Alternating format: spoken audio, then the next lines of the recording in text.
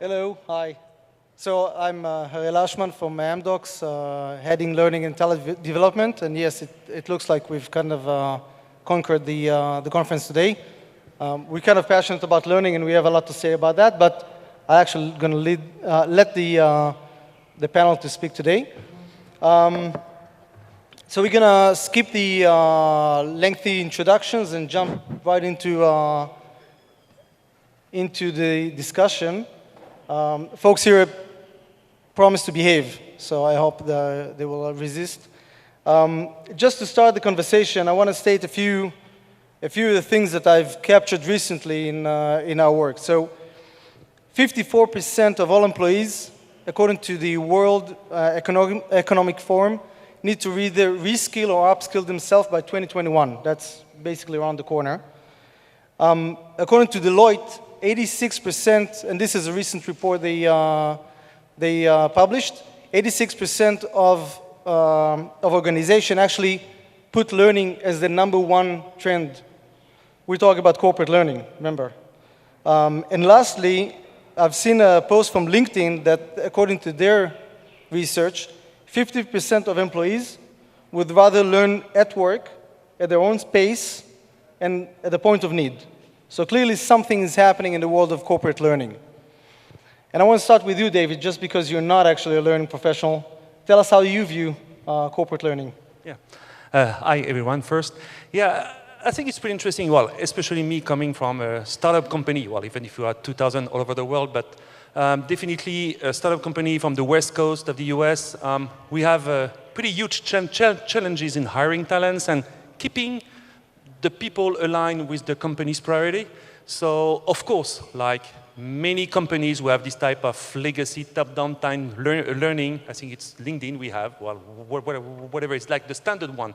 But I think what we are trying to do is to be more creative in the way to make, it's not even training, it's to make people more engaged into the company. I think this is the #1 things. And one of the things we are doing is not only for the development teams, but also for every employee.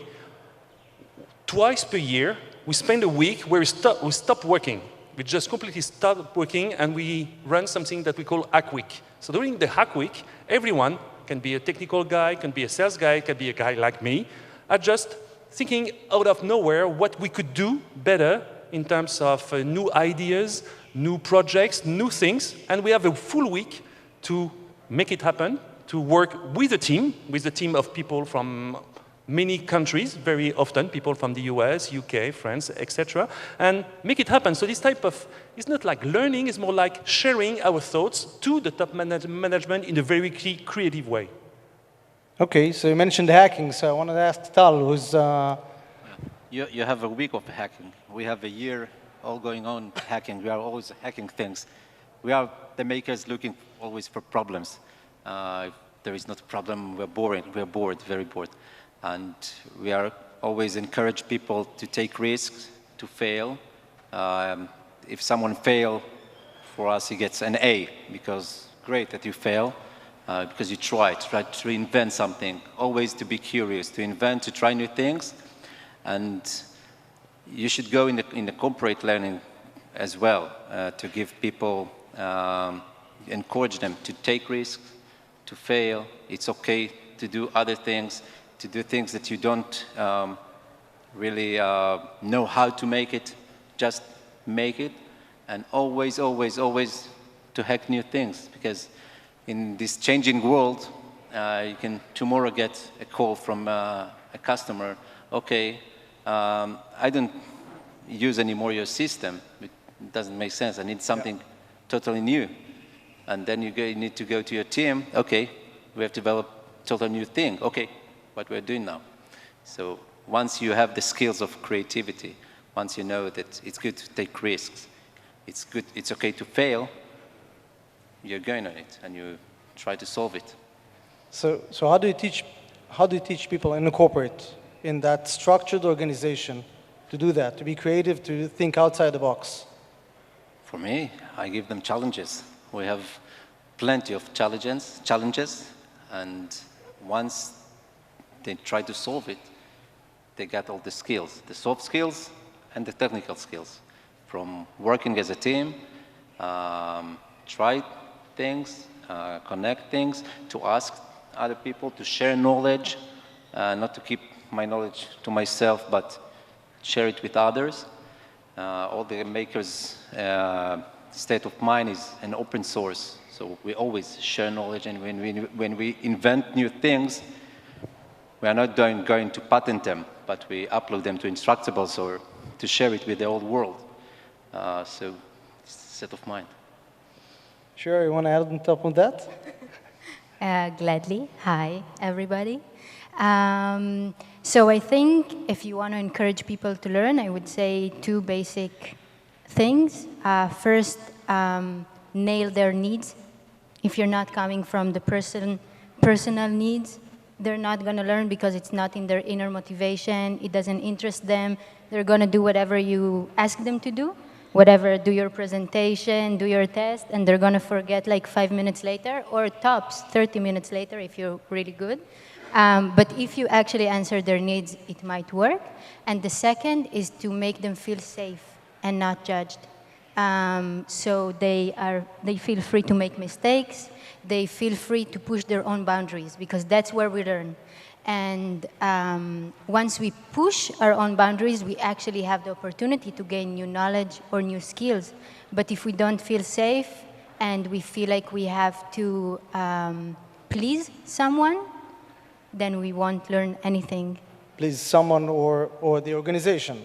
The organizations, the KPIs, the nice chart we're trying to make in order to show our boss, like whatever you need to do, you will do it, but it doesn't mean you learned anything. So I want to ask you, Jordan, you're working with those big organizations, you see what's going on, you've probably seen that over the past few years, how things have changed. Yeah, I think the world of corporate learning is in a pretty big transformational state where the pain of the completion or compliance versus what I'll call performance-based or delivering it when the employee needs it and how they need it. And it's a big challenge because companies today, especially large corporations, which is who we work with mainly in the States, they're very regulated. So they have to prove that you've gone through training, they have to prove you've taken these courses, they have to measure all that. And so there's this checkbox mentality in corporate learning versus an actual performance-based learning need of when an employee is looking for information, how do you help them take that moment and then grow from that moment? And it's a real struggle because you have the compliance officer on one end going, look, all I care about is I want my box checked. I want to make sure they understand FMLA or whatever rule that you're teaching them, more than I want to make sure that they've advanced their career. So it's a big challenge. I'm not sure how they're going to break through that mud, but it's something today that the corporations are definitely dealing with across the globe. So, and you talked about compliance, which in Amdocs we have to. We're trying to avoid as much as possible. What does that do to employees' engagement? And all of you, I mean, except for maybe Tal, all of you have been in that situation probably, and actually Tal, you as well, in your previous life, before you broke free. What does that do to employees' engagement? Well, we have a lot of data that shows if an employee goes through compliance training, they are mainly not paying attention, and they're mainly playing the video and the exercise you've given them and then check the box. They become completely disengaged when you open up the word compliance because they feel that you're basically telling them they have to do something and they don't understand the value. And so that's a big challenge that we're working with companies is to explain to the employee why it matters that they have the compliance training, and in particular with healthcare, with finance and other areas like that, where you do have to know the rules. I mean, if you're going to be in the healthcare industry, you have to understand HIPAA. You have to understand that you can't expose people's information and what the rules are around that. So you have to understand what I'll call the intrinsic motivation for compliance learning in order to be successful with your compliance programs. I think basically it's a replica of any education system that we know, and it has the same flaws. What is corporate learning, just like high school, universities, any other thing. And I think if you look around you right now, you see many, many people that are not so engaged. And this is the deal, you know, you're coming with your own agenda. You're like, okay, this is my moment, please. And this is not relevant for many people. And once you do that, once you come and you're engaging people in a way of guys, I'm going to tell you right now what's important. It's not going to work. If you come and you look people in the eyes and you're like, okay,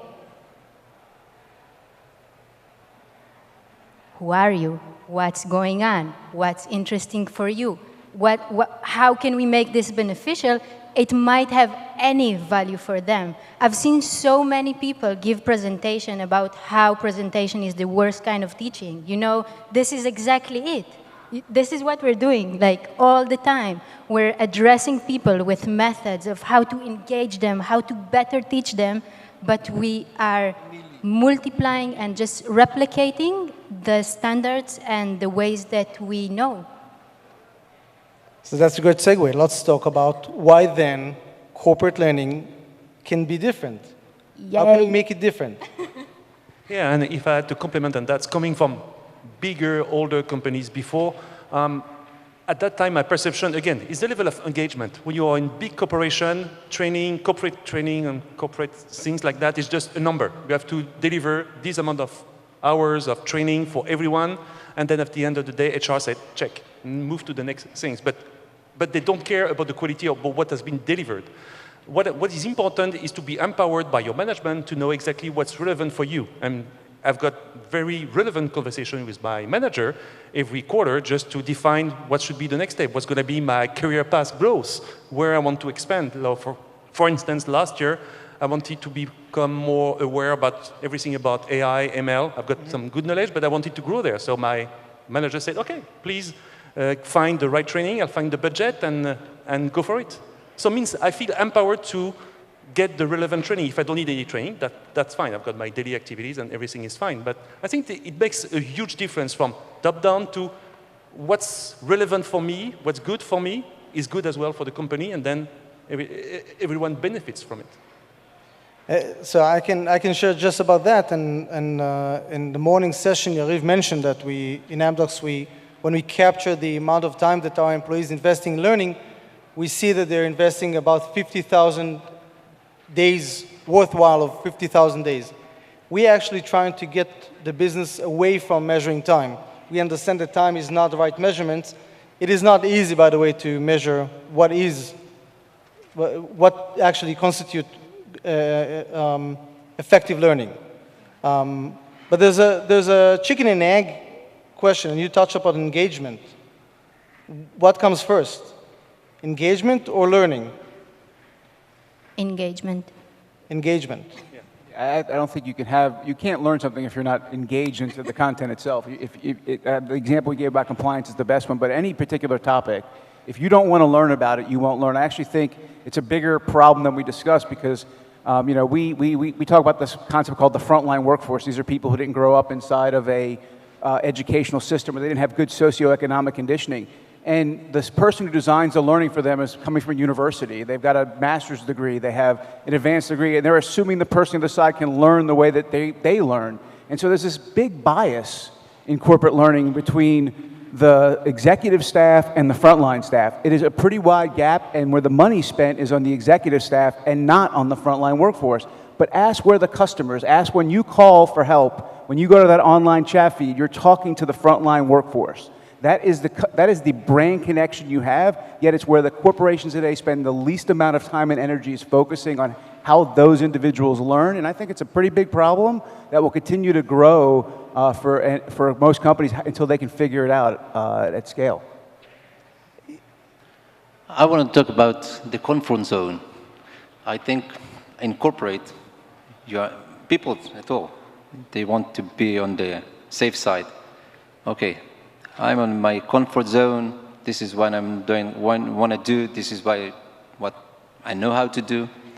And a big challenge is to always take them out from their comfort zone.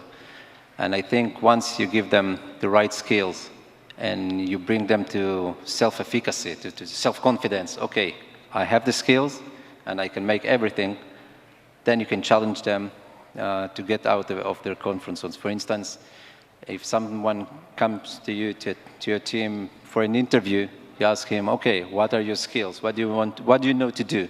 Okay, so, okay, these are your skills, so take this challenge now.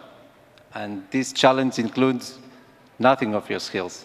You have to solve this challenge, but you need to go from your comfort zones to understand and to develop new skills, and let's see you now. So I think it's a good challenge to try. And how do you make the connection between the challenges and the day-to-day job? We spoke about the engagement, and we spoke about the curiosity. You have to try. Okay, as a manager, okay, what is the day-to-day job? The day-to-day job is to be always to develop just new things, to be an entrepreneur, to try to invent. Okay, so all of these challenges. If I give you a box, and with what in the box you need to make this box fly, okay, let's see you. If you write if you are a programmer and you write Python, for instance, okay, you can use your skills or not, but you have always to get them challenged. It's the same in corporates, and it's the same at schools with kids.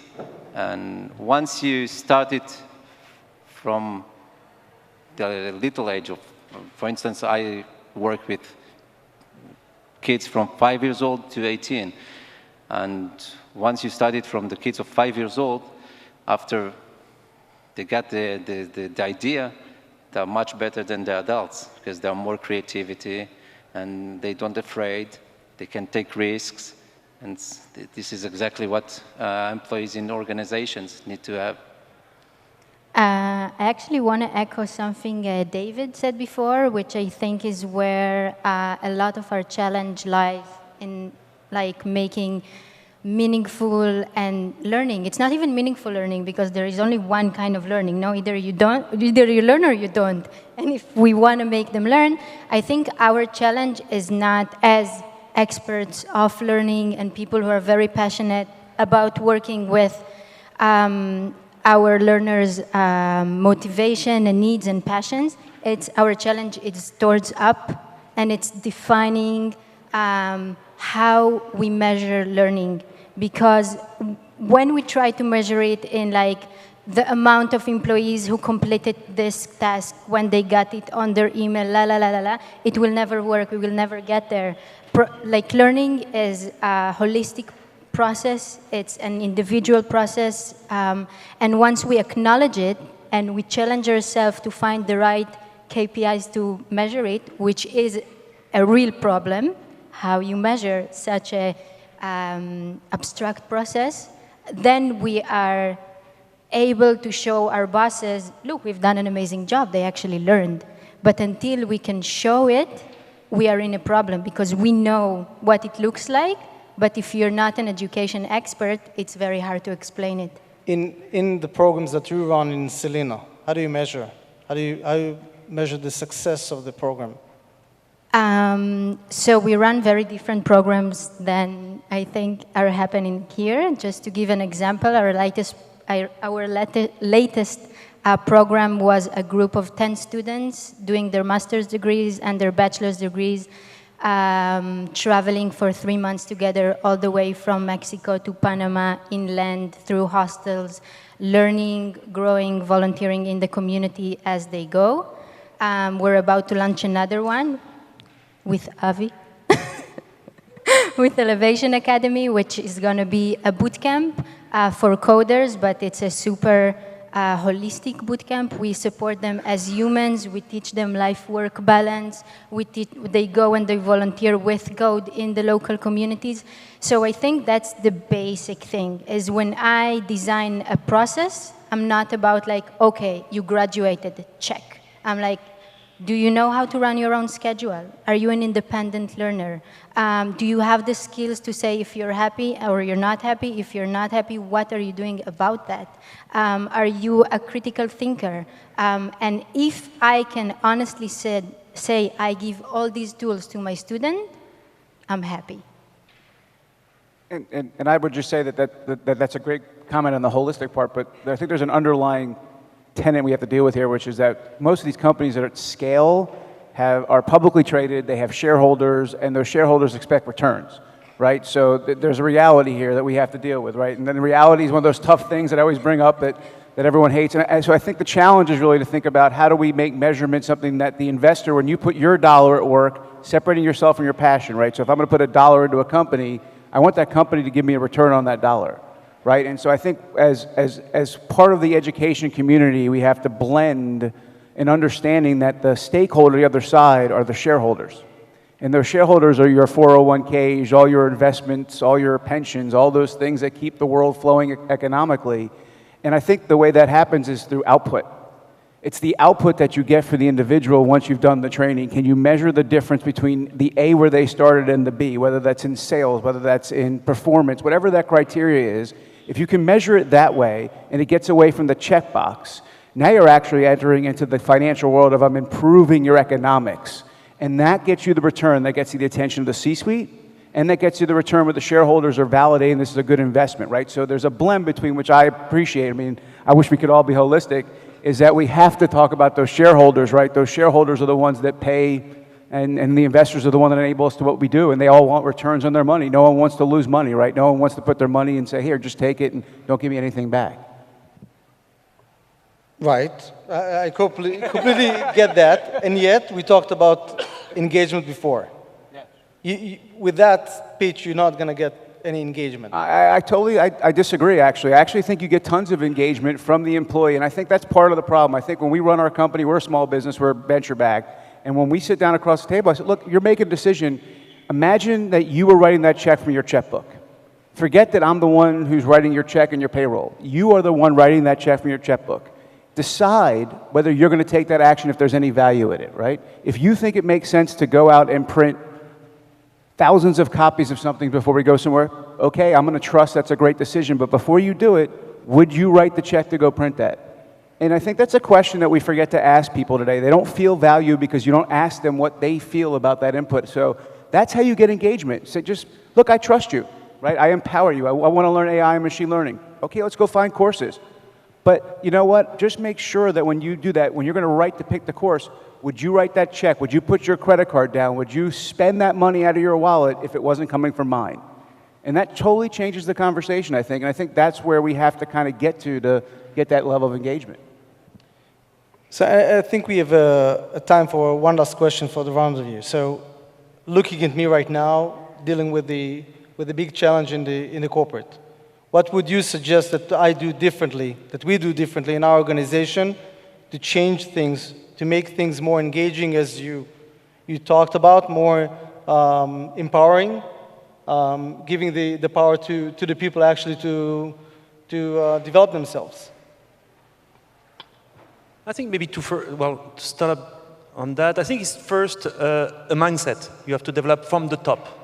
Means if the top agrees upon that, means your number no longer seen as just as numbers, but as people that can bring value, and as they grow, they bring even more value to the company. And that's definitely a strong change in many companies, because usually when you have old legacy type companies I've been working on before, they just see you as number, and like a unit you can remove, you can move somewhere else, and that's it. If they're not happy with you, they fire you and they hire someone else. It doesn't work anymore like that. I'm pretty convinced, and especially in the US, where there is so much pressure on hiring people, you need to make people being happy and grow within the company. And that's the number one duty and main things that every CEO should take care of, at least in my mind.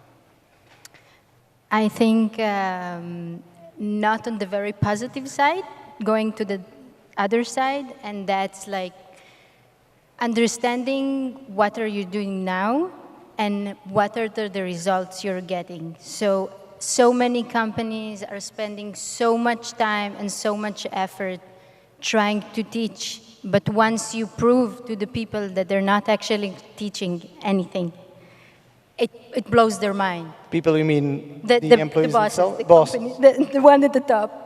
You're coming, you're like, okay, you have this entity of 70, 150 employees that all they do is trying to teach your employees what to do, and they fail. how can you do it better? And then you bring your KPIs that are hippie and nice and lovely, and it works better. I mean, I kind of gave a viewpoint earlier on how to do it, but I think you have a 25,000 person organization, right? And you know, we've got companies that have 250,000 employees across the globe, and it is a undaunting challenge, I think, to sit in the corporate learning suite and figure out how to reach that level of scale. Because anything, when you bring it down to small measures, is much easier to do. 10 people, 15 people, 100 people, but 25,000 unique learners to address. 25,000 people who all want to be identified and feel special. And I think that does come from the top. I think that David said it best. If your CEO stands up on there and your C-suite reminds everybody how important they are and then actually joins the fray. And what I mean by that is, I can't tell you how many learning programs we've launched where the executive pays for the program, sponsors the program, but doesn't participate. And I look at them and I say the same thing every time. I'm like, if I told my kids to go do something and then I go do the opposite of it, you know what they do? They look at me and they laugh. Right? They laugh. Oh, Dad, I just saw you do this. You know, and I won't bring up an example. Dad, you know, I don't want you to drink, but Dad, you're having a drink. Right? They don't comprehend that. So I encourage companies to have their C-suite start the learning programs, participate in the learning programs, lead the learning programs. Because at that point forward, the employees will say, oh my God, my leader's doing it, I better do it. I'll get behind that leader. Right? And I look at sports teams as a great analogy. When you look at great team leaders, those captains, those great players, if you ask Michael Jordan and you were to tell Michael Jordan or ask Scottie Pippen why he played so well with Michael Jordan, he said because he knew that Michael Jordan out-practiced him every single day. And he was that leader that he knew that he set the example. He set the bar up here, and then everybody went to go get to the bar. And I think that's how you advance that corporate learning model, is you get the C-suite and the leadership to lead the charge. I would agree with that. Leadership is important. I wish you the best of luck, by the way. Most C-suite professionals I'm going to take you to my next review of... I'll come with you. It'll be a blast. Definitely. Okay. Tal, any words? Cool. So thank you very much for your time. I will take some of your advice and run with it, especially the point that my job is really tough. I'm going to go with that.